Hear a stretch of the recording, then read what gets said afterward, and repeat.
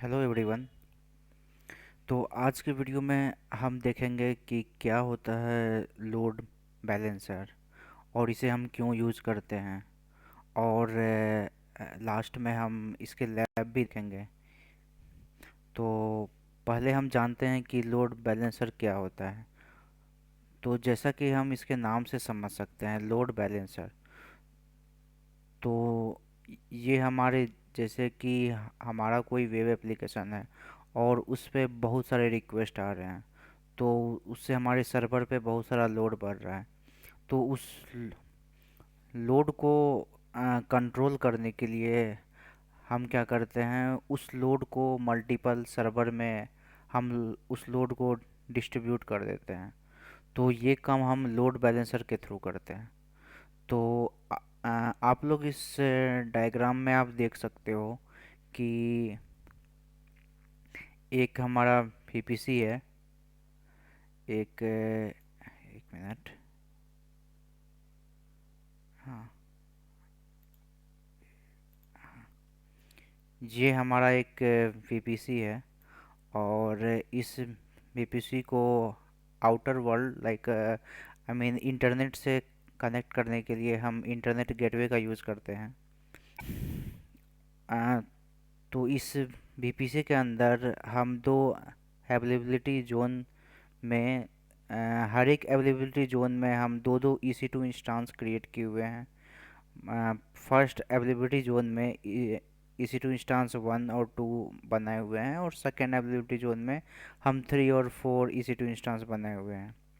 और इसे हम ALB एप्लीकेशन लोड बैलेंसर के थ्रू हम लोग कनेक्ट हुए हैं सेकेंड इंस्टांस को और फोर्थ इंस्टांस को। सो और हमारा एक एड्रेस रहेगा ये एप्लीकेशन लोड बैलेंसर का। तो जब कोई भी रिक्वेस्ट उस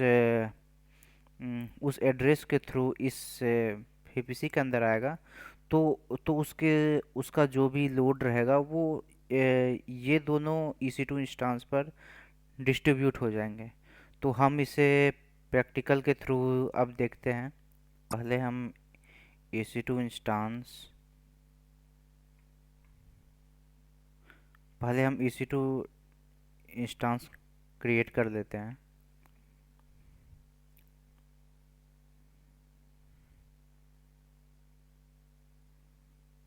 तो जैसा आप यहाँ देख सकते हैं, अभी कोई भी इंस्टांस रनिंग स्टेज में नहीं है, तो हम एक EC2 इंस्टांस क्रिएट कर देते हैं और इसका नेम दे देते हैं server 1।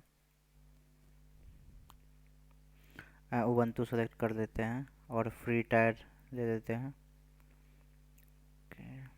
T2 macro,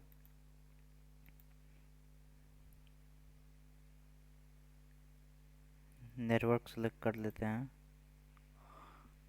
BPC default BPC select रहने देते हैं और सबनेट में हम जैसा कि मैंने इस डायग्राम में देखा था कि EC2 दो EC2 इंस्टांस हमने अवेलेबिलिटी जोन फर्स्ट में क्रिएट किया था और दो अवेलेबिलिटी जोन सेकंड में। तो यहाँ हम एक एक इंस्टांस क्रिएट करेंगे अलग अलग अवेलेबिलिटी जोन में। तो हम सबनेट चूज करके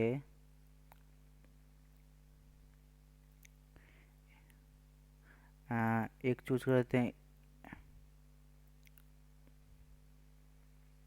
सब availability zone US east 1A enable and select existing security group। कोई भी एक सेलेक्ट कर देते हैं और हम लॉन्च इंस्टांस क्रिएट कर देते हैं।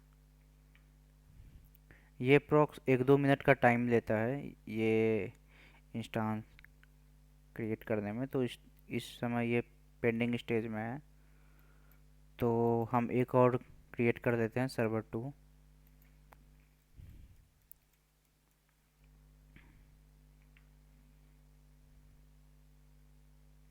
और उबंटू ले लेते हैं।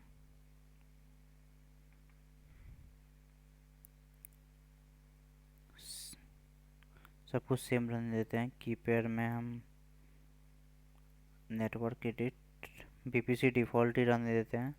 सबनेट हमने पहले यूएस ईस्ट 1A सेलेक्ट किया था, इस बार हम 1B सेलेक्ट करते हैं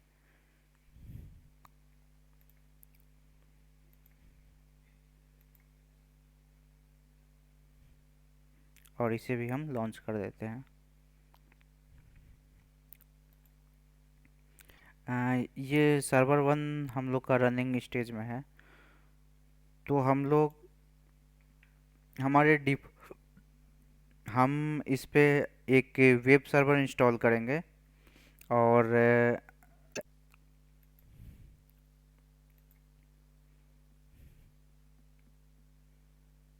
तो इसे हम एसएसएस के थ्रू थ्रू कनेक्ट कर लेते हैं।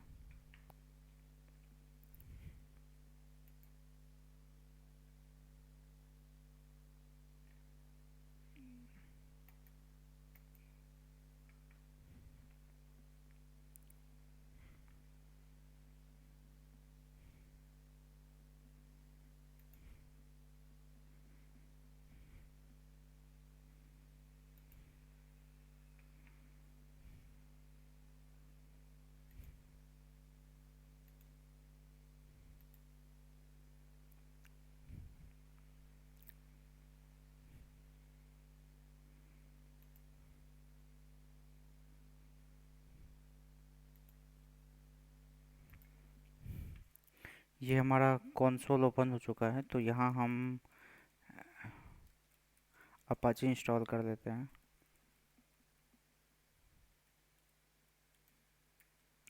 apt-get install apache 2।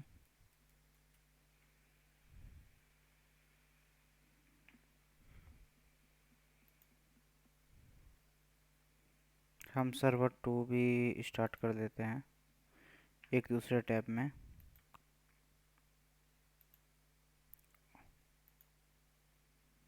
ये हमारा अपाचे इंस्टॉल हो चुका है।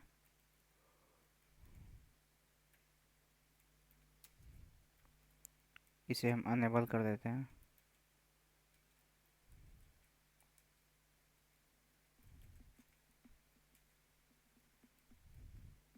ये अनेबल हो चुका है। इसे हम स्टार्ट कर देते हैं अपाची को। तो हमारा वेब सर्वर स्टार्ट हो चुका है।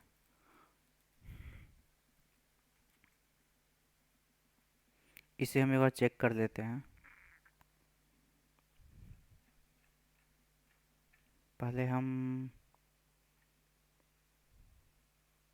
अपना आईपी एड्रेस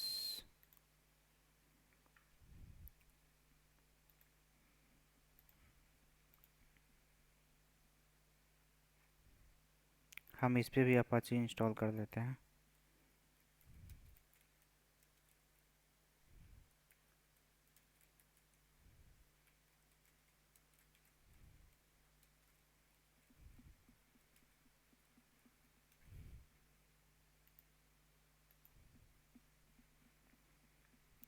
सर्वर 1 हम चेक कर लेते हैं कि हमारा वेब सर्वर चल वेब सर्वर स्टार्ट हुआ या नहीं। तो यहाँ हम देख सकते हैं कि हमारा अपाची डिफ़ॉल्ट पेज ओपन हो चुका है।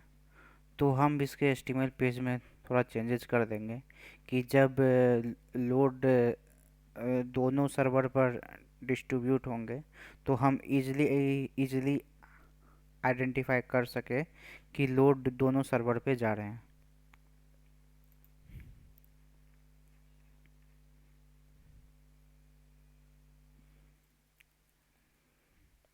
तो cd var www.html, तो इस लोकेशन पे हमें डिफ़ॉल्ट पेज अपाचे का डिफ़ॉल्ट पेज हमें मिल जाएगा।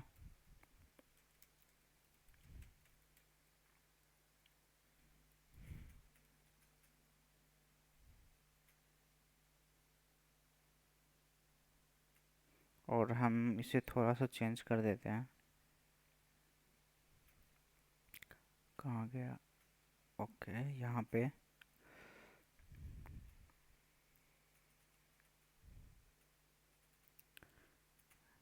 ये डिफ़ॉल्ट हटा के हम यहाँ सर्वर वन ऐड कर देते हैं। सर्वर वन वेलकम पेज, ये हमने सेव कर दिया। अब हम अपाची को रिस्टार्ट कर देते हैं और चेक करते हैं ये रिफ्लेक्ट हुआ या नहीं। तो यहाँ सर्वर वन वेलकम पेज आ चुका है। तो same same thing we will do on server to.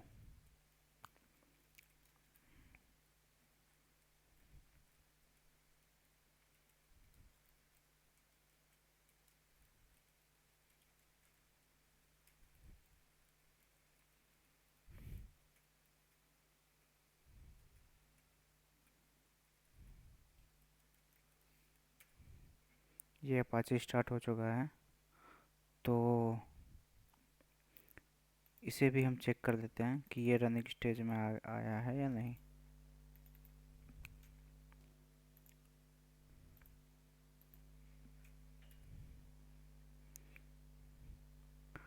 इसे हम नाम चेंज करके इसके भी हम इंडेक्स पेज में चेंज करके सर्वर टू ऐड कर देते हैं।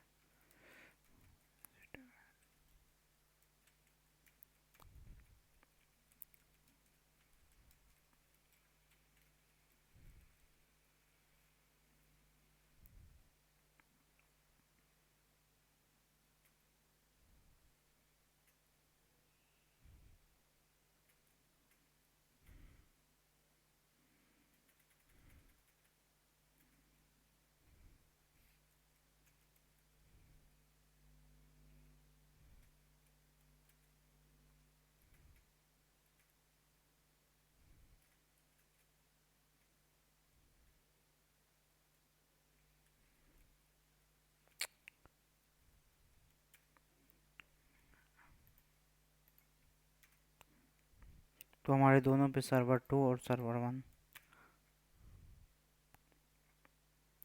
वन हमने ऐड कर दिया है। तो हम अपना लोड बैलेंसर सेटअप करते हैं। तो यहाँ आप साइड मेन्यू में देख सकते हैं कि लोड बैलेंसर हमने सेलेक्ट किया है, क्रिएट लोड बैलेंसर। तो आज हमारा ये प्रैक्टिकल एप्लीकेशन लोड बैलेंसर पे है, तो हम एप्लीकेशन लोड बैलेंसर को चूज करते हैं।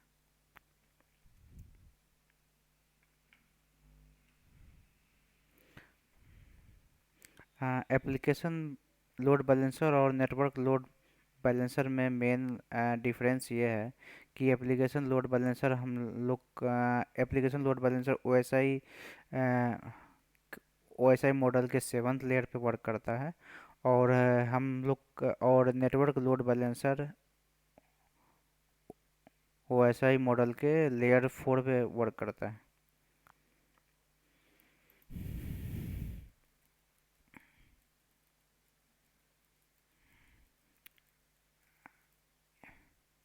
ALB और यहाँ आप देख सकते हैं कि इंटरनेट फेसिंग और इंटरनल है। सो इंटरनेट फेसिंग का मतलब हो गया कि जो भी लोग हमारा EC2 एक्सेस कर रहा है और उस पर बहुत सारे लोड आ रहे हैं, तो उसको हैंडल करने के जो लोड बैलेंस हम सेटअप करेंगे, और उस केस में हम इंटरनेट फेसिंग सेलेक्ट करेंगे। सो यहाँ आप देख सकते हैं internet facing load balancer route request from client over the internet to target.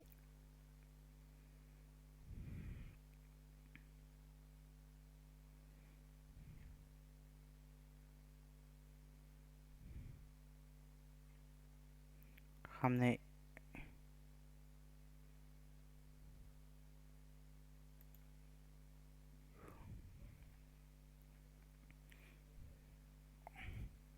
और जब यहाँ पे हम मैप करते हैं, तो जो जिस अवेलेबिलिटी जोन में हमने अपना EC2 क्रिएट किया था, तो वो सेम सबनेट हमें यहाँ पे सेलेक्ट करना पड़ेगा। सेम एबिलिटी जोन हमें सेलेक्ट करना पड़ेगा। जैसा कि हमने एक इंस्टांस यूएस ईस्ट 1A में में क्रिएट किया था और एक 1B में, तो हम वो सेम सेलेक्ट किए हुए हैं।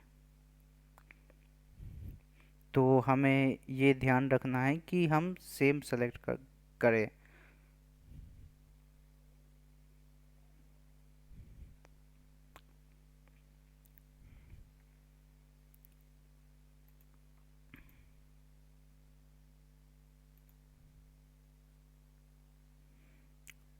और यहाँ पे हम एप्लीकेशन लोड बैलेंसर यूज़ कर रहे हैं, जो कि हमारा पोर्ट 80 और मेनली पोर्ट 80 और 443 पे वर्क करता है। तो हम अभी कोई एसएसएल सर्टिफिकेट ऐड नहीं कर रहे हैं, तो हम अभी ऐसे ही इसे छोड़ देते हैं।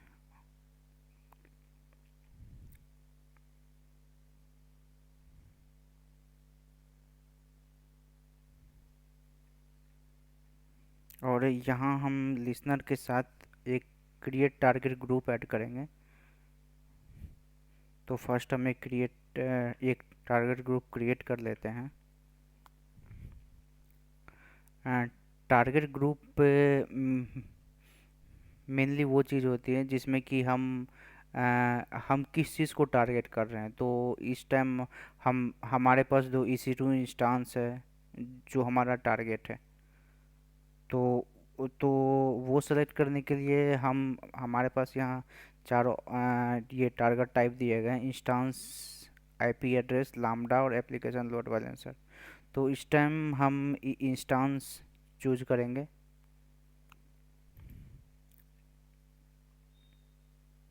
और टारगेट ग्रुप नेम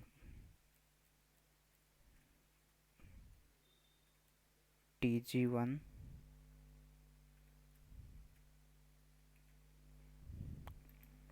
ये हम पोर्ट 80 ही रखते हैं। ये ये हेल्थ चेक, इस हेल्थ चेक में ये हम कुछ सर्टेन टाइम के बाद ये चेक करते हैं कि हमारा जो EC2 इंस्टांस है, हमारा जो टारगेट है, उसका हेल्थ कैसा है, कहीं वो डाउन या उसमें कुछ एरर्स तो नहीं है। तो ये चेक करते हैं।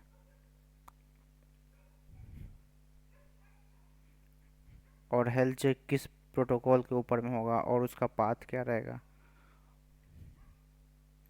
तो हम यहाँ पे नेक्स्ट क्रिएट कर देते हैं। तो हमारे पास this time we have two available instances. So first we will make it available for the load balancer। तो यहाँ पे हमारे पास दो इंस्टेंस अवेलेबल हैं। तो हम इसे अब टारगेट ग्रुप से अटैच करेंगे। लाइक हमारे पास अगर 4 EC2 इंस्टेंस है, तो हम चाहेंगे कि ये जो लोड बैलेंसर के थ्रू हम जो रिक्वेस्ट आएंगे, तो वो किस EC2 इंस्टेंस पे लोड डिस्ट्रीब्यूट होंगे। तो वो चीज़ें हम यहाँ पे डिफाइन करेंगे। तो तो ये दोनों हम सेलेक्ट कर देते हैं और इसे इंक्लूड कर देते हैं। तो यहाँ आप देख सकते हैं कि हमने दोनों ऐड कर चुके हैं टारगेट में। और यहाँ पे क्रिएट टारगेट हम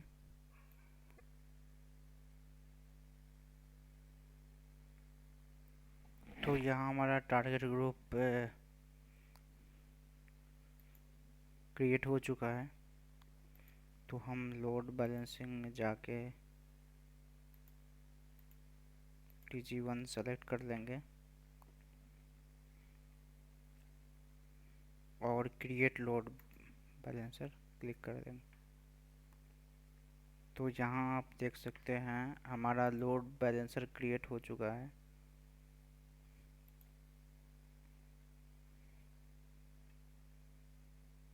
और ये हमारा DNS है नेम।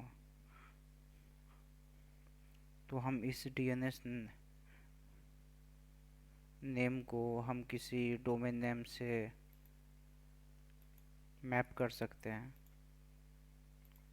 आ, इस समय ये नहीं चल रहा है। ये शायद अभी इनिशलाइज नहीं हुआ है। तो हम इन लोड बैलेंसर का स्टेटस चेक कर लेते हैं। तो ये अभी प्रोविजनिंग में ही है, तो ये अप्रॉक्स 1 मिनट का टाइम लेगा।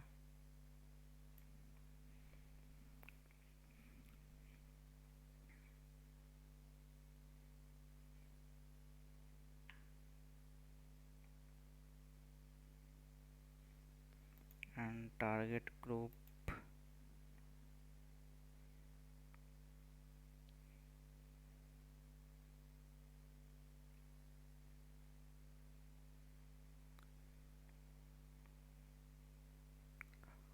हमारे टारगेट अभी पूरी तरह उनका हेल्थ स्टेटस इनिशियल है।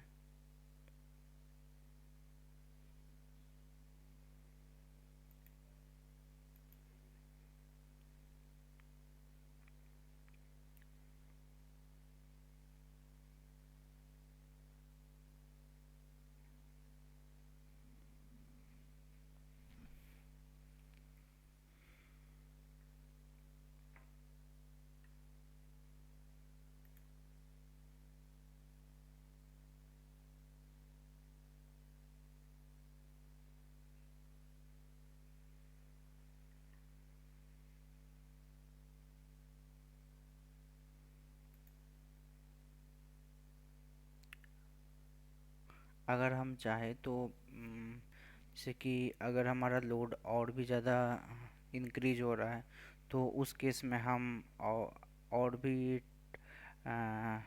इसी टू इंस्टांस इसमें ऐड कर सकते हैं। तो लोड उस पे भी डिस्ट्रीब्यूट हो जाएंगे।